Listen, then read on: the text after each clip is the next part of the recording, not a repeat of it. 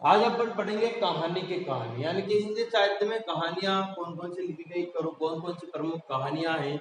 बहुत ही शानदार तरीके से ये लिखना क्या है, ये लिखने का मकसद ये होता है कि आपके कम समय लगे, कम समय में आप ज्यादा से ज्यादा समझ सको और उसको आप ऐसे कैसे नोट्स भी बना सको।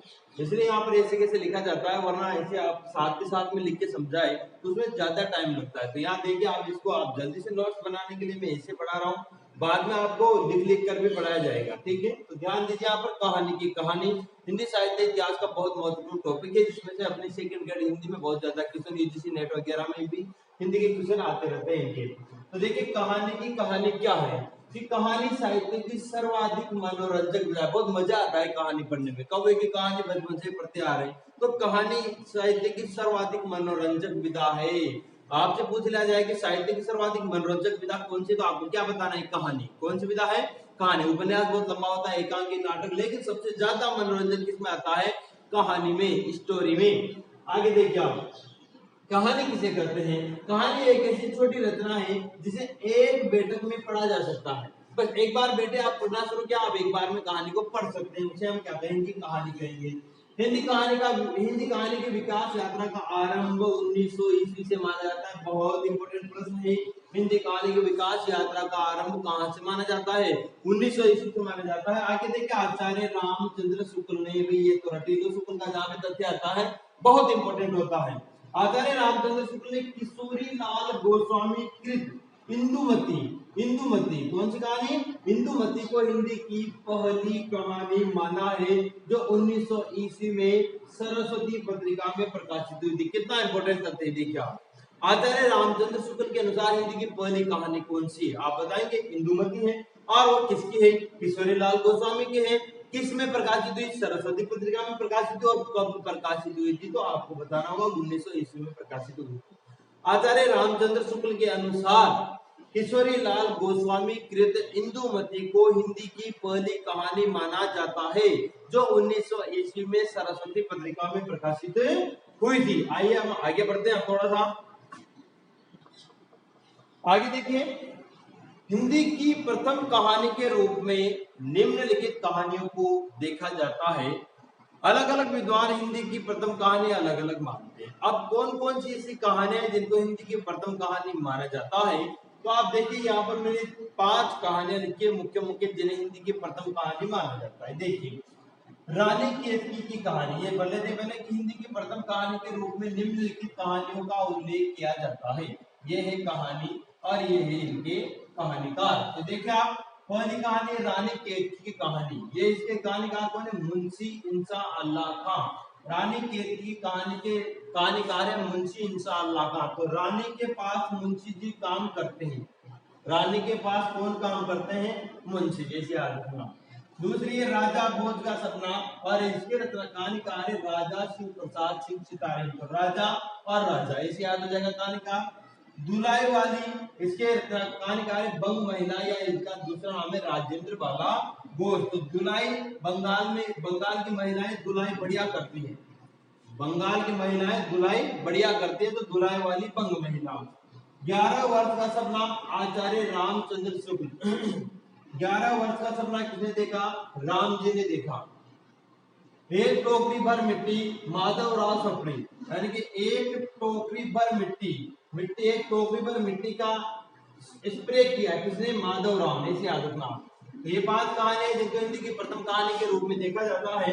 इनमें सर्वमान्य मत है रानी केतकी की कहानी, जो कि मुंशी इंसा अल्लाह खां द्वारा रचित है। तो सबसे ज्यादा इसी को माना जाता है, इसी मत को सबसे ज्यादा स्वीकार किया जाता है कि यही हिंदी की प्रथम कहानी है, रानी केतकी की कहानी, मुंशी इंसा अल्लाह खां। आगे चलिए, देखिए, हिंदी कहानी की विकास यात्रा का केंद्र मुंशी प्रेमचंद को माना जाता है। कथा सम्राट मुंशी प्रेमचंद को हिंदी कहानी की विकास यात्रा का केंद्र माना जाता है। मानते हुए कहानी की विकास यात्रा को 3 चरणों में बांटा गया। मुंशी प्रेमचंद को हिंदी कहानी की विकास यात्रा का केंद्र बिंदु मानते हुए कहानी की विकास यात्रा को कितने चरणों में बांटा गया है, 3 चरणों में बांटा गया है। पहला चरण है पूर्व प्रेमचंद युग, यानी कि प्रेमचंद से पहले के युग को पूर्व प्रेमचंद युग। जो 1900 से 1915 ईस्वी तक चला। दूसरा है प्रेमचंद युग, जिसे 1915 से 1935 तक माना जाता है। तीसरा है प्रेमचंदोत्तर युग, जिसे 1935 से अब तक माना जाता है, कि वर्तमान तक यही युग चल रहा है। प्रेमचंदोत्तर युग यानी कि प्रेमचंद के बाद का युग। देखिए इसको आराम से समझिए। पूर्व प्रेमचंद यानी कि प्रेमचंद के आने से पहले का जो समय था वो है 1900 से 1915। इसके बीच में किन किन कहानीकारों ने कौन कौन सी कहानियां लिखी वो चीज इसमें पढ़ेंगे अपन। दूसरा है प्रेमचंद युग यानी कि प्रेमचंद जब आए कहानी लिखने में, जब उन्होंने कहानियां लिखी तो प्रेमचंद के साथ साथ और किन किन कहानीकारों ने कहानियां लिखी वो सब इसमें आ जाएंगे प्रेमचंद युग में। तो 1915 से 1935। तीसरा है प्रेमचंदोत्तर युग, प्रेमचंद प्लस उत्तर यानी कि प्रेमचंद के बाद का युग 1935 से अब तक, यानी कि 1935 के बाद से आज तक का जो चल रहा है कहानी का तीसरा चरण वो है प्रेमचंदोत्तर युग। तो तीन चरण आपने याद किए। पूर्व प्रेमचंद युग 1900 से 1915, प्रेमचंद युग 1915 से 1935 और प्रेमचंदोत्तर युग 1935 से अब तक। और कहानी विकास यात्रा का मुख्य केंद्र बिंदु किसे माना गया है? मुंशी प्रेमचंद जी को माना गया है। तीन चरणों में बांटा गया है कहानी की विकास यात्रा को। पूर्व प्रेमचंद युग, प्रेमचंद युग और प्रेमचंदोत्तर। उसका पहला चरण है पूर्व प्रेमचंद युग, और इसका समय आपको मैंने बता दिया 1900 से 1915 ईस्वी तक। ठीक है, अब देखिए इसकी क्या विशेषताएं हैं, इसको पढ़ते हैं। हिंदी की पहली कहानी के रूप में उल्लिखित कहानियों के अतिरिक्त इस युग में प्रकाशित होने वाली प्रमुख कहानियां निम्नलिखित। भाई अपन ने लिखा था कि हिंदी की प्रथम कहानी के रूप में कई सारी कहानियां बताई गई, उनके अलावा जो उल्लिखित कहानियां हैं उनका वर्णन इसमें किया गया है। देखिए यहाँ से शुरू करते हैं। पूर्व प्रेमचंद युग के सर्वाधिक लोकप्रिय कथाकार चंद्रधर शर्मा गुलेरी है। ये इंपॉर्टेंट लाइन है, आपको इसको याद कर लेना है जैसे कि पूर्व प्रेमचंद युग के सर्वाधिक लोकप्रिय कहानीकार कथाकार कौन है? तो आप बताएंगे चंद्रधर शर्मा गुलेरी, पंडित चंद्रधर शर्मा गुलेरी, जिनकी कहानी उसने कहा था इस युग की सर्वाधिक चर्चित कहानी है। बहुत फेमस कहानी है इनकी। उसने कहा था, आपको पता है लहरा सिंह वजीरा सिंह, हाँ, और तेरी कुड़में हो गई, देखने ये रेशमी कढ़ाई वाला सालू, ये बहुत सारी चीजें आपको याद होगी उसमें जब आपने कहानी पढ़ी होगी। बहुत अच्छी कहानी है। तो पूर्व प्रेमचंद युग के सर्वाधिक लोकप्रिय कथाकार भी पंडित चंद्रधर शर्मा गुलेरी है, और इनके द्वारा रचित उसने कहा था कहानी इस युग की, मतलब प्रेमचंद पूर्व प्रेमचंद युग की सर्वाधिक चर्चित कहानी। दो प्रश्न बन सकते हैं। पूर्व प्रेमचंद के सर्वाधिक लोकप्रिय कथाकार चंद्रधर शर्मा गुलेरी, और इस युग की सर्वाधिक चर्चित कहानी उसने कहा था जो भी इन्हीं की है। ठीक है, उसने कहा था कि अतिरिक्त सुखमय जीवन और बुद्धू का कांटा गुलेरी जी की अन्य प्रसिद्ध कहानियां हैं। ये भी इन्होंने दो और प्रसिद्ध कहानियां लिखी, तो इनकी तीन कहानियां हो गई। उसने कहा था सुखमय जीवन और बुद्धू का कांटा। फिर आगे बढ़ते हैं। पूर्व प्रेमचंद की अन्य कहानियां देखिए आप।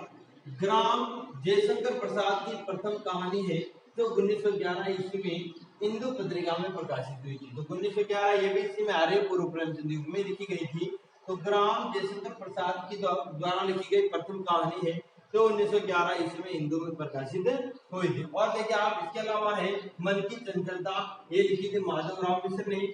प्लेग की चुड़ैल लाला भगवान दीन, राखी बंद भाई और नकली किला वृंदावन लाल वर्मा, कानों में कंगना राधिका रमन प्रसाद सिंह, रक्षाबंधन ये है विश्वनाथ नाथ शर्मा कौशिक। क्या ये तो याद करते हैं छोटे छोटे ट्रिक्स हैं। तो शंकर भगवान का मंदिर हर गांव में होता है, हो गया आपको याद। शंकर भगवान का मंदिर हर गांव में होता है, और ये 1911 में पढ़ा था हिंदू पत्रिका में। ठीक है, आगे देखा मन की चंचलता किसमें है? महर्षि आदुका माधवराव मिश्र।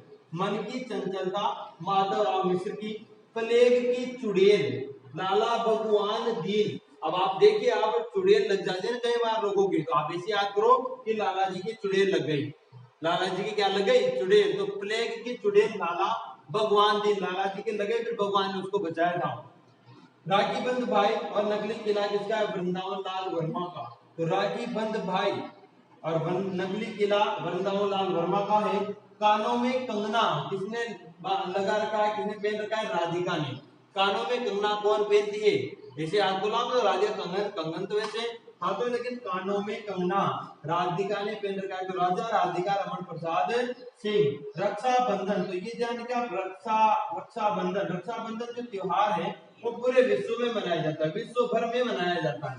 तो आप याद रखेंगे रक्षाबंधन किसकी कहानी है, विश्वभर नाथ शर्मा कौशिक। तो विश्व भर के लोग रक्षाबंधन मनाते हैं, ठीक है। तो मन की चंचलता माधवराव मिश्र है, प्ले की चुड़े लाला भगवान दिन के लग गए हैं, राखीबंध भाई नकली किला वर्णामलाल वर्मा, कानों में कंगना पहनती राधिका रमन प्रसाद सिंह और रक्षाबंधन विश्वमन नाथ शर्मा कोशिका। ये अपने पूर्व प्रेमचंद युग समाप्त हो गया। अब पढ़ेंगे अपन आगे दूसरा चरण इसका।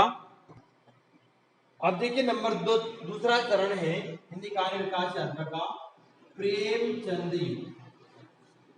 इसको पढ़ते हैं, इसका समय आपको पता है 1915 से 1933 ईस्वी तक प्रेमचंद युग चला। कहानी सम्राट, देखिए कथा सम्राट कहानी सम्राट मुंशी प्रेमचंद ने पंच परमेश्वर जो 1916 ईस्वी में लिखी, पंच परमेश्वर 1916 ईस्वी से लेकर कफन 1936 ईस्वी तक लगभग 300 कहानी लिखी। कहानी सम्राट मुंशी प्रेमचंद ने सबसे पहले पंच परमेश्वर 1916 में, उसके बाद वहां से लेकर कफन लास्ट 1936 तक लगभग 300 कहानियां लिखी। देखिए इनका जो परिचय पढ़ेंगे अपन, या मैंने पढ़ा रखा आप देख लेना, मेरी जो अपने चैनल है उसकी प्लेलिस्ट में जाना, वहां पर कवि परिचय में आप देखेंगे तो प्रेमचंद जी का पूरा परिचय मिलेगा, और वहां पर इनका कई सारी कहानियां मैंने लिखा रखी, इसलिए अपने यहाँ पे मैं और ज्यादा नहीं लिखा रहा। तो आप वहां पर आप कितनी जाए जितनी कहानियां पढ़ सकते हैं। तो मुंशी प्रेमचंद ने पंच परमेश्वर 1916 से लेकर कफन 1936 तक लगभग 300 कहानियां लिखी, जो प्रेमचंद युग में आएंगे। तो आगे देखिए आप लिखिए, ये भी देखिए आप, जो मानसरोवर के 8 खंडों में संकलित है। ये भी आपको ध्यान रखना है कि इनके द्वारा लिखी गई 300 कहानियां किसमें और किस शीर्षक से संकलित है, मानसरोवर में है और 8 खंडों में संकलित है। मानसरोवर के 8 खंडों में संकलित है मुंशी प्रेमचंद द्वारा लिखी गई लगभग 300 कहानियां। अब आगे देखिए, 3 और कहानीकारों के मुख्य मुख्य कहानियां लिए मैंने। विश्वम्भर नाथ शर्मा कौशिक, विश्वम्भर नाथ शर्मा कौशिक ने ताई, विधवा, विद्रोही, पतित पावन आदि कहानियां लिखी। तो आपको याद करना है ताई, विधवा, विद्रोही और पतित पावन। ताई, विधवा, विद्रोही, पतित पावन। ताई, विधवा, विद्रोही, पतित पावन, यानी कि ताई विधवा है, विद्रोही है, पतित पावन करती रहती है, यानी कि किसकी है ये, विश्वम्भर नाथ शर्मा कौशिक। तो वी से आप दो से भी याद कर सकते हो, विधवा और विद्रोही भी किसकी है, विश्वम्भर नाथ शर्मा कौशिक की है। इसके अलावा ताई फिर पतित पावन, तो ताई, विधवा, विद्रोही, पतित पावन विश्वम्भर नाथ शर्मा कौशिक की प्रमुख कहानियां हैं जो प्रेमचंद युग में इन्होंने लिखी। दूसरे आते हैं सुदर्शन, इनके द्वारा देखिए कौन कौन सी लिखी गई, हार की जीत, कवि की स्त्री, एथेंस का सत्यार्थी और पत्रों का सौदागर आदि कहानियां इन्होंने लिखी। तो सुदर्शन से देखिए आप, सुदर्शन से हम याद करेंगे हार की जीत, सुदर्शन चक्र चलने के बाद हार भी किस में बदल जाती है, जीत में बदल जाती है। कवि की स्त्री, कवि की स्त्री का क्या नाम है, सुदर्शन। एथेंस का सत्यार्थी कौन है, सत्यार्थी से याद रखेंगे आप, सुदर्शन। और पत्रों का सौदागर भी कौन है, से याद रखेंगे आप, सुदर्शन। तो हार की जीत, कवि की स्त्री, एथेंस का सत्यार्थी और पत्रों का सौदागर कौन है, सुदर्शन सुदर्शन सुदर्शन। लास्ट देखिए आप, आचार्य चतुर्सेन शास्त्री ने कौन कौन सी कहानियां लिखी, इन्होंने लिखी अम्बपालिका, भिक्षुराज, रूठी रानी, सिंहगढ़ विजय और पन्नाधाय। ये आदि कहानियां किसने लिखी, आचार्य चतुर्सेन शास्त्री ने। तो देखिए आप, चतुर से आपको पता होगा कि कोई व्यक्ति चतुर होता है, वो चालाक होता है, कसते चतुर, है ना। तो चतुर देखिए आप कैसे याद करेंगे आप, चतुर यहाँ पर कौन है, पन्नाधाय का नाम आपने सुना होगा। अपने बेटे चंदन की बलि देकर किसको बचा लेती है, राणा उदय सिंह को बचा लेती है, और वहीं से इतिहास पलट जाता है पूरे मेवाड़ का। तो आप यहाँ ध्यान रखिए आप, पन्नाधाय अगर चतुर नहीं होती तो कैसे वो राणा उदय सिंह के प्राण बचा सकती थी, क्या नहीं बचा, वो चतुर थी तभी तो बचाए। तो हमें याद करना है पन्नाधाय क्या है, चतुर। तो पन्नाधाय जो कहानी वो किसने लिखी, चतुर्सेन शास्त्री ने लिखी है। रूठी रानी में बहुत चतुर थी भाई, देखा होगा आपने, रोड कर चली जाती है, तो रूठी रानी चतुर है। सिंहगढ़ विजय, सिंहगढ़ कोई किला है, अब उसकी विजय कैसे की जाएगी, सिंहगढ़ की विजय कैसे करेंगे, जब चतुर होंगे तभी तो विजय करेंगे। तो सिंहगढ़ की विजय भी चतुर सेन ही करते हैं। भिक्षुराज, आजकल के भिक्षु बहुत चतुर होते हैं भाई, 1 रुपया नहीं लेते, 10 रुपया लेते हैं। तो भिक्षुराज अम्बपालिका भी चतुर है। तो ऐसे याद रखेंगे आप चतुर्सेन शास्त्र में कौन कौन सी कहानियां लिखी, अम्बपालिका, भिक्षुराज, रोटी रानी, सिंहगढ़ विजय और पन्ना धाई। ये अपने दूसरा चरण पूरा हुआ इसका प्रेमचंद युग। अब तीसरा चरण पढ़ेंगे आगे। तीसरा चरण है हिंदी कहानी की विकास यात्रा का प्रेमचंदोत्तर युग, यानी प्रेमचंद के बाद का युग, उत्तर यानी बाद में। इसका समय आपको पता है 1935 से अब तक, अभी तक यही चल रहा है। अब 1900 से 1915 प्रेमचंद युग, पूर्व प्रेमचंद युग, 1915 से 1935 प्रेमचंद युग, और 1935 से अब तक प्रेमचंदोत्तर युग, पूर्व प्रेमचंद युग, प्रेमचंद युग और प्रेमचंदोत्तर युग। तीनों में गड़बड़ होगी थोड़ी सी। पहला है पूर्व प्रेमचंद युग 1900 से 1915, दूसरा है अपने प्रेमचंद युग 1915 से 1935, और तीसरा है प्रेमचंदोत्तर युग 1935 से अब तक जो चल रहा है। देखिए इसके बारे में चर्चा करते हैं। इस काल में हिंदी कथा साहित्य विविध मार्गों से होता हुआ आगे बढ़ा, अलग अलग मार्गों से। प्रेमचंदोत्तर युग में मनोविश्लेषणवादी कहानियां, आंचलिक कहानियां और मार्क्सवादी कहानियां लिखी गई। ये है इसके विविध मार्ग। भाई प्रेमचंद युग के बाद में जो चला प्रेमचंदोत्तर युग, उसमें अलग अलग प्रकार की कहानियां लिखी गई। मनोविश्लेषणवादी कहानियां भी लिखी, आंचलिक कहानियां भी लिखी गई और मार्क्सवादी कहानियां भी इसमें लिखी गई। देखिए आगे जैनेन्द्र और इलाचंद्र जोशी प्रमुख मनोविश्लेषणवादी कथाकार हैं। बहुत ज्यादा इंपॉर्टेंट प्रश्न है कि हिंदी के प्रमुख मनोविश्लेषणवादी कथाकार कौन कौन है, तो आपको बताना होगा आगे जैनेन्द्र, इलाचंद्र जोशी प्रमुख है। इसके अलावा और भी, लेकिन प्रमुख ये है सबसे ज्यादा, आगे जैनेन्द्र और इलाचंद्र जोशी। ठीक है। अब जैनेन्द्र जी कहानियां देखिए तो मनोविश्लेषणवादी कहानियां हैं। तो जैनेन्द्र ने जाह्नवी, पत्नी, पाजेब, मास्टर साहब, ग्रामोफोन का रिकॉर्ड और पान वाला आदि कहानियां लिखी है। दोबारा देखिए आप, जैनेन्द्र ने, जैसे याद करो आप, जाह्नवी, जैनेन्द्र ने क्या लिखी, जाह्नवी, और जाह्नवी क्या है, इनकी पत्नी का नाम है जाह्नवी। जैनेन्द्र की पत्नी जाह्नवी पाजेब पहनकर मास्टर साहब के पास गई, ग्रामोफोन का रिकॉर्ड सुनने और पान वाले के पास जाकर पान खाए। जैनेन्द्र की पत्नी जाह्नवी है ना, पत्नी जाह्नवी पाजेब पहनती है, मास्टर साहब, ग्रामोफोन का रिकॉर्ड और पान वाला। ये किसकी कहानी है, जैनेन्द्र की। आगे देखिए आप, अज्ञे ने रोज, कितिन बाबू, हजामत का साबुन, शरण दाता, कोठरी की बात, गैंग्रीन आदि कहानियां लिखी। तो आप अज्ञे की कहानी याद करो, अज्ञे रोज कहानियां लिखते हैं। पहली बात तो ये अज्ञे ने अज्ञे बोलना चाहिए क्योंकि इसमें ज मिला हुआ है, तो रोज। और कितिन बाबू, रोज कितिन बाबू के पास जाते हैं अज्ञे रोज कितिन बाबू के पास क्या लेने जाते हैं, हजामत का साबुन लेने। अज्ञे रोज कितिन बाबू के पास हजामत का साबुन लेने जाते हैं। अज्ञे रोज कितिन बाबू के पास हजामत का साबुन लेने जाते हैं। शरण दाता भी अज्ञे की है, और कोठरी की बात और गैंग्रीन पे अज्ञे की। शरण दाता, कोठरी की बात, गैंग्रीन अज्ञे, शरण दाता, कोठरी की बात, गैंग्रीन आगे। तो ये अपने प्रेमचंदोत्तर युग की प्रमुख कहानियों में पढ़ी। फिर आगे और पढ़ते हैं अपन, थोड़ा सा देखिए आगे चलते हैं। अब प्रेमचंदोत्तर युग में आगे देखिए आप, इलाचंद जोशी ने मिस्त्री, परित्यक्ता, चौथे विवाह की पत्नी और प्रेतात्मा आदि कहानियां लिखी है। तो इलाचंद जोशी भी आपने देखा, अभी हमने अज्ञे की पढ़ी थी, जैनेन्द्र कुमार की पढ़ी थी, उसके बाद में हमने पढ़ी है मिस्त्री, परित्यक्ता, चौथे विवाह की पत्नी और प्रेतात्मा। ये भी इनकी प्रमुख कहानियां हैं। आगे देखिए आप, यशपाल और रांगे राघव ने कौन से कहानीकार हैं, यशपाल और रांगे राघव प्रमुख मार्क्सवादी और साम्यवादी कथाकार माने जाते हैं। कौन से कथाकार माने जाते हैं, मार्क्सवादी और साम्यवादी। पहले अपने देखा था मनोविश्लेषणवादी कथाकार रांगे राव, अज्ञे वगैरह। अब अपने आते हैं कि प्रमुख मार्क्सवादी या साम्यवादी कथाकार कौन कौन से, तो उनमें नाम आएगा यशपाल और रांगे राघव का। यशपाल और रांगे राघव प्रमुख मार्क्सवादी, यशपाल और रांगे राघव प्रमुख मार्क्सवादी कहानीकार हैं। ठीक है। यशपाल ने पर्दा, आदमी और खच्चर, देखिए पर्दा, आदमी और खच्चर, फूलों का कुर्ता, तर्क का तूफान और सच बोलने की भूल और अभिशप्त आदि कहानियां लिखी है। तो यशपाल ने कौन कौन सी कहानियां लिखी है, पर्दा। तो आप याद रखिए यशपाल का क्या है, पर्दा है। फिर आप देखो आप यशपाल क्या पालते हैं, आदमी को और खच्चर को पालते हैं। यशपाल पालते हैं आदमी खच्चर को। यशपाल पैसे आदमी के फूलों का कुर्ता। यशपाल किसका कुर्ता पहनते हैं, फूलों का कुर्ता पहनते हैं।